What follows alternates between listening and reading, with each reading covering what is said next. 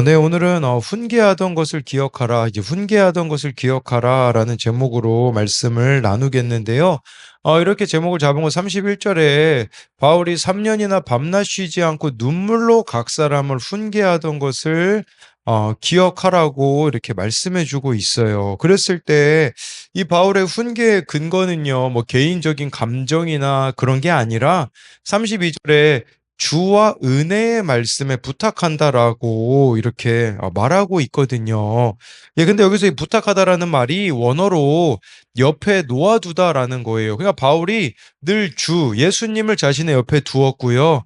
말씀을 자신의 옆에 두었기 때문에 네, 이렇게 말씀의 훈계를 먼저 자신이 받았기 때문에 다른 사람을 훈계할 수 있었다라는 거겠죠. 그렇다면 바울이 그렇게 3년 동안 훈계하던 것을 이제 우리가 기억한다라는 게 무엇인지를 그 요약본이 바로 오늘 말씀에 보면 나와 있다라고 볼 수 있는데 그걸 두 가지로 보자면요. 첫 번째로는요. 훈계하던 것을 기억하는 것은요. 네, 파수꾼으로 사는 것입니다. 꾼으로 사는 것입니다. 25절부터 27절까지 말씀인데요. 보라, 내가 여러분 중에 왕래하며 하나님의 나라를 전파하였으나 이제는 여러분이 다 내 얼굴을 다시 보지 못할 줄 아노라. 그러므로 오늘 여러분에게 증언하거니와 모든 사람의 피에 대하여 내가 깨끗하니 이는 내가 꺼리지 않고 하나님의 뜻을 다 여러분에게 전하였음이라. 바울이요, 이제 25절에 보니까요, 마지막이라는 걸 알았던 거죠. 이제는 여러분이 다 내 얼굴을 보지 못할 거라는 것은 이제 바울이 예루살렘으로 가게 되면요, 어떤 결박과 환란이 자신을 기다리고 있는지 모르기 때문에 마지막이라는 것을 알고서는 예, 이 에베소 장로들에게 지금 훈계의 말씀을 전하는 거라고 볼 수 있겠죠. 여러분, 그렇다면요, 우리도 한번 생각해 봐야 되는 게 있어요. 나에게는 오늘이 좀 마지막일 수 있다라는 이 절실함 또는 절박함이 있는가 하는 부분이라는 거겠죠. 예, 뭐 저에게는요, 뭐 주일 예배 자리가 또 오늘 이 새벽 예배 자리가 마지막일 수 있다면 어떠할까? 구역장님이라면 이 구역 모임이 마지막, 또 구역원과의 만남이 마지막일 수 있다면 또 교회 교사라면 맡겨진 이들과의 만남이 마지막일 수 있다라는 걸 생각하면 어떻겠습니까? 우리가 가장 소중한 것을 전하겠죠. 그런 의미에서 매일매일을 참 마지막처럼 살아야 되는데 과연 그렇게 살아가고 있는가? 이제 이런 부분들을 생각해 보자라는 거죠.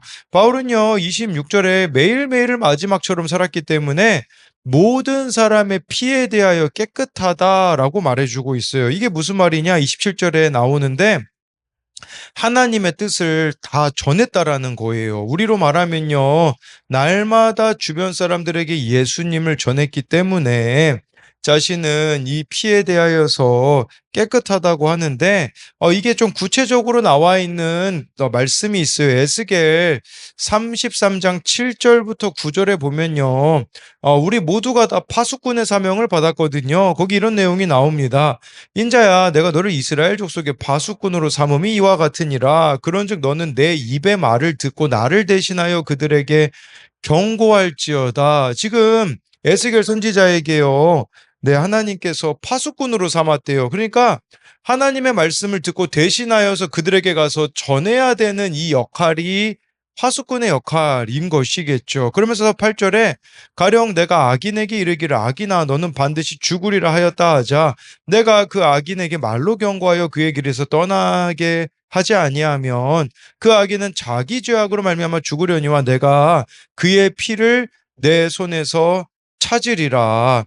네, 여러분, 이 파수꾼의 역할이 무엇입니까? 그것은요, 악인에게 가가지고요, 회개를 촉구하는 거예요. 내가 그 회개의 메시지를 전하잖아요. 그래서 그 사람이 회개하게 되어지면, 예, 살겠지만, 근데요, 막 내가 두려워가지고 있잖아요. 이 회개의 메시지를 전하지 않는다면, 예, 그의 피를 나에게서 주님이 찾으시겠다라고 말씀해주고 있는 것이겠죠. 그래서 9절에 그러나 너는 악인에게 경고하여 돌이켜 그의 길에서 떠나라고 하되 그가 돌이켜 그의 길에서 떠나지 아니하면 그는 자기 죄악으로 말미암아 죽으려니와 너는 내 생명을 보전하리라. 결과는 나에게 있지 않다라는 거예요. 우리가 해야 되는 것은 파수꾼으로서 이 말씀을 전하느냐 전하지 않느냐 이게 중요하다라는 거예요. 내가 전했지만 그 사람이 듣지 않는다면 그것은 나에게 해당되어지는 것이 아니겠죠. 근데 문제는 전해야 되는 부담이 있음에도 불구하고 전하지 않는다면 그 책임은 바로 나에게 있다라는 것을 말씀해 주고 있는 것이겠죠. 그래서 바울이 27절에 보면요. 내가 꺼리지 않고 하나님의 뜻을 다 전하였다라고 하는데 이 꺼리다라는 내가 꺼리다라는 이 단어가요. 원어로 보면 스스로 자신의 아래에 놓다라는 의미예요. 그러니까 여러분 우리가요. 말씀을 전해야 되는 걸 아는데 예수님을 전해야 되는 걸 아는데 스스로 움츠리고 위축되는 것을 말하는 거죠. 이것은 바로 두려움 때문에 하지 못하는 것이라고 볼 수가 있는 것이에요.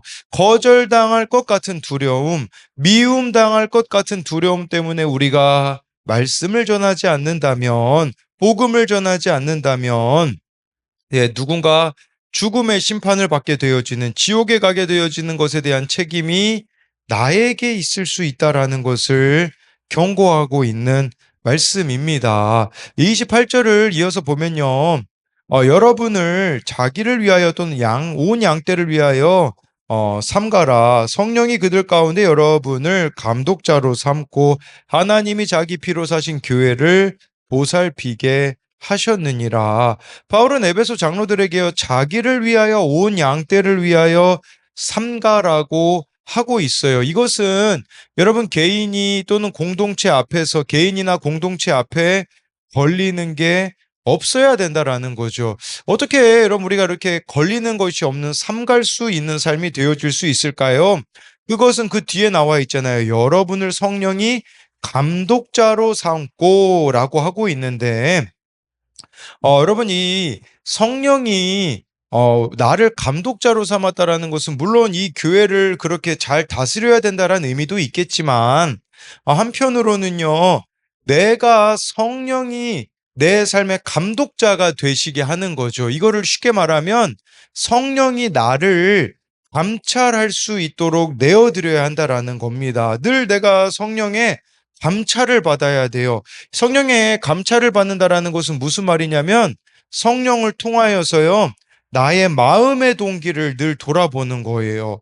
또 성령의 이 감찰을 받는다라는 것은 양심의 찔림을 느낄 때 회개하는 것이고요. 또 성령의 감찰을 받는다라는 것은 자신의 생각이 하나님의 뜻에 맞는지를 분별해야 된다라는 것이겠죠. 이것에 대한 것은 어른용 큐티인 개혁으로 이끈 은혜의 말씀에 보면 구체적으로 나오는데요. 이분은 13년 전 혼전 임신으로 이제 신앙생활을 하게 되었다고 합니다. 그런데 결혼식 전날 밤 아내는 갑자기 파혼을 통보하고 당일 아침까지 연락을 안 받았대요. 다행히 식장에 나타나 우여곡절 끝에 결혼했지만 아내가 우울증, ADHD, 분노 조절 장애가 심했기 때문에 결혼 생활이 순탄하지 않았다고 합니다. 거기 이런 내용들이 나오더라고요. 아내는 우울증이 심할 때면 저 때문에 인생이 망했다며 욕하고 분노를 표출했습니다. 당시 저는 업무 특성상 아침 일찍 출근하고 오후 3시 반이면 퇴근하여 아이들과 놀아 주었습니다. 주위 사람들에게 능력 있고 가정적인 남편으로 인정받았습니다. 그러니 난 괜찮은 사람인데 아내가 이상하다고만 생각했습니다. 그러다 작년에 아내의 외도가 드러나더니 급기야 아내는 새 출발하고 싶다며 새 아이를 두고 집을 나가 이혼을 요구했습니다. 그때 저는 소그룹 리더의 만류에도 불구하고 아내와 별거하며 아이들만 데리고 이사했습니다. 그러던 어느 날 아침 출근길에 운전하며 기독교 라디오 방송 날마다 살아나는 큐티를 듣던 중 오늘만 사세요라는 말에 큰 위로를 받아 갓길에 차를 세워놓고 엉엉 울었습니다. 부모의 별거로 불안해하는 아이들에게 너무 미안했고 그동안 온몸으로 힘들고 아프다고 표현하는 아내를 정죄한 것이 깨달아졌습니다. 라고 하는데 여러분 이게 성령의 감찰을 받는 게 아닐까요? 나에게 문제가 없다가 아니라 내가 문제다라는 것을 깨달게 되는 거죠. 그래서 부모의 별거로 불안해한 아이들에게 미안하고 온몸으로 아내를 정죄한 게 깨달아졌다라는 거죠. 그러니까 이후에 어떻게 됩니까? 최근 재결합하여 함께 사는 아내에게 하고 싶은 말을 아끼고 제가 지적질하지 않아도 아내가 얼마나 노력하는지 보게 해 주시기를 기도하고 있습니다. 또한 불안한 가정 환경에서 상처받는 자녀들의 마음을 어루만져 주시기를 기도하고 있습니다. 여러분, 이게 바로 28절에 나와 있는 성령이 여러분들을 감독자로 삼는 것이겠죠. 여러분들의 각자의 삶에 대한 감독자, 가정에 대한 감독자로 삼는 게 아니겠습니까? 그래서 이것에 대한 두 가지 적용 질문은요. 가정에서, 직장에서, 교회에서 파수꾼으로서의 역할을 감당하고 있습니까? 파수꾼의 역할을 감당한다라는 것은 여러분들 가운데 복음을 전하라는 그 마음, 또 이렇게 말씀을 전하라는 그 마음을 주실 때마다 우리가 순종하고 있는가? 이제 그게 바로 26절, 27절에서 바울이 모든 사람의 피에 대하여 내가 깨끗하다라는 것은 어떤 성령이 부담을 주실 때 그때그때마다 바울이 순종하였다라는 거겠죠. 또 한 가지는요, 나는 성령의 감찰을 받고 있습니까? 이것은 28절에 성령이 그들 가운데 여러분을 감독자로 삼았다라는 거, 이 감독자가 되기 위해 내가 먼저 성령의 감찰을 받아야 된다라는 거죠. 그래서 제가 그 성령의 감찰을 받는 것을 세 가지로 설명을 드렸죠. 나의 마음을 성령 안에서 돌아보는가, 양심이 찔릴 때 회개하고 있는가, 내 생각이 하나님의 뜻에 맞는지 분별하고 있는가를 돌아보는 것이라고 설명을 드렸습니다. 두 번째로요, 이 훈계를 기억하는 것은 주와 및 은혜의 말씀에 부탁하는 것입니다. 29절부터 30절인데요.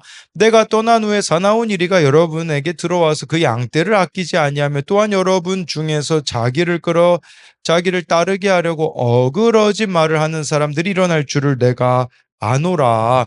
바울이 뭘 알고 있습니까? 이 에베소 교회가요, 외적으로 내적으로 어려움 당할 것을 알고 있다라는 거예요. 29절에서 외적인 어려움은 뭐냐면 사나운 이리 같은 사람들이 들어온다라는 거죠. 뭐 이런 사람들은 이단이라고 볼 수 있겠죠. 그런데요, 그것보다 더 큰 어려움이 있을 수 있어요. 30절에 뭐냐면 여러분 중에서도, 이 여러분은 지금 이 에베소 장로들이거든요. 이 에베소 장로들이요, 변질돼 가지고요, 자기를 따르게 하려고 어그러진 말을 하는 사람들이 일어날 거라고 말해주고 있어요. 여기서 어그러지다라는 말은 왜곡하다라는 말이에요. 그러니까 에베소 장로들이요, 자기 유익을 위해 하나님의 말씀을 의도적으로 왜곡하는 사람들이 반드시 있을 거라는 거죠. 근데 이 사람들이라는 말은 한두 사람이 아니라는 것을 말해 주는 것이겠죠. 어떻게 하면 이런 일이 벌어지겠습니까? 이제 31, 32절을 보면요. 그러므로 여러분이 일깨어 내가 3년이나 밤낮 쉬지 않고 눈물로 각설하며 훈계하던 것을 기억하라. 지금 내가 여러분을 주와 및 그 은혜의 말씀에 부탁하노니 그 말씀이 여러분을 능히 든든히 세우사 거룩하게 하심을 입은 모든 자 가운데 기업이 있게 하시리라. 그러니까 이 30절과 같은 내가 괴물이 되지 않기 위해서 필요한 것은 31절에 사도 바울이 3년이나 쉬지 않고 눈물로 훈계하던 것을 기억하라는 것이겠죠. 뿐만 아니라 더 중요한 것은 32절인데요. 내가 여러분을 주와 및 그 은혜의 말씀에 부탁한대요. 근데 이 부탁한다라는 단어는 뭐냐면요, 원어로 보면 옆에 놓아두다라는 뜻이에요. 옆에 놓아두다. 그러면 이렇게 변질되지 않으려면, 괴물이 되지 않으려면 필요한 것은 주님을, 또는 이 은혜의 말씀을 내 옆에 놓는 것입니다. 날마다 내 자신을 말씀 옆에 놓아두는 것이겠죠. 이것만이 우리의 그 변질과 타락을 막아 준다라는 것이죠. 여러분, 우리가요, 이제 9월 달부터 지금 사도행전을 보고 있는데 얼마나 이 사도행전의 말씀을 내 옆에 놓아두었는가, 이걸 한번 생각해 보셨으면 좋겠어요. 누군가에게는 정말 이 말씀이 정말 사도행전 처음부터 지금 생생하게 나에게 있는 사람이 있는가 하면, 어떤 사람은요, 이 말씀이 화편적으로 있는 사람이 있을 수 있어요. 어떤 날은 말씀 앞에 서고 어떤 날은 말씀 앞에 서지 않는 그런 모습이 있을 수 있겠죠. 여러분 우리가요 늘 말씀을 내 곁에 둘 때에 32절에 보니까요. 능히 든든히 거룩하게 세운다라고 하고 있는데 여러분 이 세운다라는 단어는 원어로 집을 짓다, 건축하다라는 의미예요. 말씀이 한 사람의 인생을 이렇게 거룩하게 세워 간다라는 거겠죠. 여러분 한번 건물을 세워 간다라고 생각할 때에 그러면 우리가 이렇게 생각해 볼 수 있겠죠. 거룩하게 세워가기 위하여서 우리들에게 필요한 것은 이제는 불필요한 것들을 제거하면서 가야 된다라는 것이겠죠. 그럴 때 32절 마지막에 기업이 있게 하시리라라는 것은 하나님의 약속이 이루어진다라는 거겠죠. 33절부터 35절을 보면요.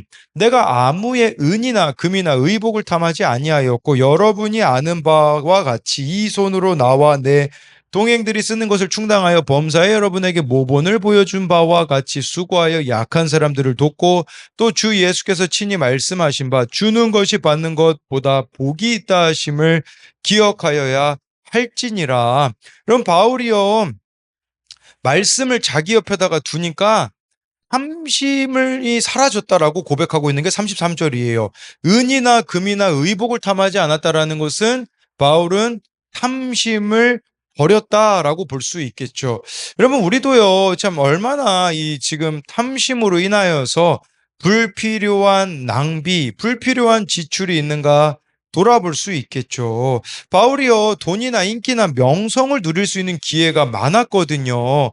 근데 중요한 것은요, 여러분, 그의 삶에 말씀이 커졌기 때문에 이런 것들이 작아졌어요. 반대로 생각해 보면 여러분들의 삶에 말씀이 아니라 내가 커지면 어떻게 될까요? 그러면요, 말씀을 옆에 두려고 하지 않을 겁니다. 왜냐하면 의지할 만한 돈이 있거든요.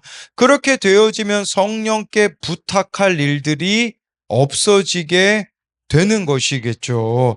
바울은 성령보다 물질을 더 의지하게 될 염려가 있었기 때문에 35절에 물질을 먼저 스스로 수고하여 버렸다고 이렇게 말씀해 주고 있어요. 그렇기 때문에 바울이 에베소 교회 성도들에게 할 말을 할 수 있지 않았을까를 생각해 볼 수 있겠죠. 뿐만 아니라 약한 사람들을 바울이 도왔다고 말하고 있거든요. 이거는 그런 의미예요. 인생에 여분치를 남겨두지 않았다라는 거예요. 여러분들이 물질적으로 여유가 생기면 어떻게 될까요? 시간적으로 여유가 생기면 어떻게 되어질까요? 우리는요, 살아가게 되어질 수밖에 없거든요. 그렇기 때문에 여러분들이 탐심에 끌려가지 않기 위해 필요한 것은 여러분들의 그 시간과 물질을 흘려 보내는 것입니다. 이걸 흘려보내지 않을 때에 여유가 남게 되어질 때 우리는 살아갈 수밖에 없는 존재라는 것을 늘 기억하라는 거겠죠. 마지막으로 36절을 보면요. 이 말을 한 후 무릎을 꿇고 그 모든 사람들과 함께 기도하니 여러분 유대인은요 서서 기도했습니다. 근데 이 유대인 출신인 바울이 무릎을 꿇고 기도하였다라는 것은 뭐겠습니까? 전적 의존인 것이겠죠. 바울이 알고 있는 거예요. 이 에베소 교회를 자기가 책임질 수 없다라는 것을요. 여러분 왜 우리는 무릎을 꿇고 기도하지 않습니까? 여러분들의 가정에 대하여서 내가 책임질 수 없다는 걸 아시지 않습니까? 나의 구역원들, 나에게 맡겨진 학생들을 내가 감당할 수 없다라는 거를 아는 사람만이 겸손히 무릎 꿇고 이렇게 하나님 앞에 기도할 수 있는 거예요. 즉, 나는 할 수 없다라는 그 고백에서 나오는 간절함이 무릎을 꿇고 기도한다라는 것이겠죠. 그렇기 때문에 여러분, 가정에 대하여서 또 여러분들의 직장, 또 교회에 대하여서 무릎을 꿇고 기도할 수 있는 하나님께 이렇게 의탁할 수 있는 여러분들이 되었으면 좋겠습니다. 그것에 대한 적용 질문은요. 나는 매일 나를 어디에 데려다 놓습니까? 말씀 앞에 데려다 놓고 있습니까? 이것은 아까 32절에 그 부탁하다라는 그 은혜의 말씀에 부탁한다라는 것은 말씀을 내 옆에 두다라는 것인데 정말 여러분들 여러분 스스로 어디다 지금 데려다 놓고 있는지를 묻는 것이죠. 또 한 가지는요. 탐심이 생기지 않도록 흘려보내야 하는 나의 물질과 시간은 무엇입니까? 바울이 이렇게 탐심에 함몰되지 않기 위하여서 정말 이웃들에게 나누며 주는 것이 받는 것보다 복이 있다 하신 그 말씀을 실천하였다라고 하고 있지 않습니까? 근데 우리는 사실 주는 것보다 받는 것을 더 기뻐하잖아요. 이런 모습이 좀 나에게는 있지 않는가를 돌아보자라는 것입니다. 그래서 오늘 말씀을 좀 요약하자면요. 훈계하던 것을 기억한다라는 것은 첫째로는 파수꾼으로 사는 것이라는 거겠죠. 그래서 바울이 이 말씀을 하나님의 뜻을 꺼리지 않고 모든 사람에게 에베소에서 전했다라는 거. 그래서 모든 사람의 피에 대하여 자신이 깨끗하다라는 것을 이 그 에스겔 말씀으로 설명을 드렸죠. 또 한 가지는 훈계하던 것을 기억하는 것은 주와 및 은혜의 말씀에 부탁하는 것입니다. 이 부탁한다라는 것은 옆에 두다라는 것인데 정말 좋아요. 여러분들이 늘 말씀을 내 옆에 두며 나아갈 때에 우리가 변질되지 않을 수 있다라고 설명을 드렸습니다. 기도하겠습니다. 살아계신 하나님, 오늘 말씀에 정말 바울은 모든 사람의 피에 대하여 깨끗하다라는 것은 그때그때마다 성령께서 가서 복음을 전하라는 부담을 주셨을 때 그 사람들을 찾아가서 이렇게 복음을 전했음을 보여줍니다. 우리도 깊이 말씀을 묵상하다 보면 연락해야 될 사람, 찾아가야 될 사람, 돌아봐야 되는 사람이 생각이 나게 됩니다. 그때마다 때에 맞는 순종을 함으로써 우리가 파수꾼으로서의 이 사명을 감당하게 하여 주옵소서. 그래야 해서 가정에서도 이 파수꾼의 사명을 감당하여 끊임없이 배우자와 자녀들과 또 부모들에게 예수님을 전하는 때를 얻든지 못 얻든지 정말 이렇게 예수님을 증거하는 자들이 되게 하여 주옵시고, 정말 이 에베소 장로들을 감독자로 삼았다고 하는데 그 감독자가 되기 위하여서 필요한 것은 먼저 에베소 장로들이 성령의 감찰을 받는 것입니다. 하나님, 우리도 날마다 이 성령의 감찰을 받기 원합니다. 그리하여서 내 안에 잘못된 것들이 있다면 그것들로부터 돌이키게 하여 주시고 내 마음대로 살아가는 것이 아니라 하나님의 뜻대로 살아가기 위하여 분별할 수 있도록 인도하여 주시고, 뿐만 아니라 정말 이 바울이 주와 그 은혜의 말씀에 부탁한다라고 합니다. 정말 우리도 변질되지 않으려면 늘 내 옆에 말씀을 두게 하여 주시옵시고, 뿐만 아니라 바울은 그 탐심에 함몰되지 않기 위하여서 스스로 일하였습니다. 우리도 스스로 일하고 뿐만 아니라 여유치의 그 물질과 시간을 다른 이들을 위하여서 흘려보낼 수 있는 자들이 되게 하여 주실 것을 믿으며 살아계신 예수님 이름으로 기도드립니다. 아멘.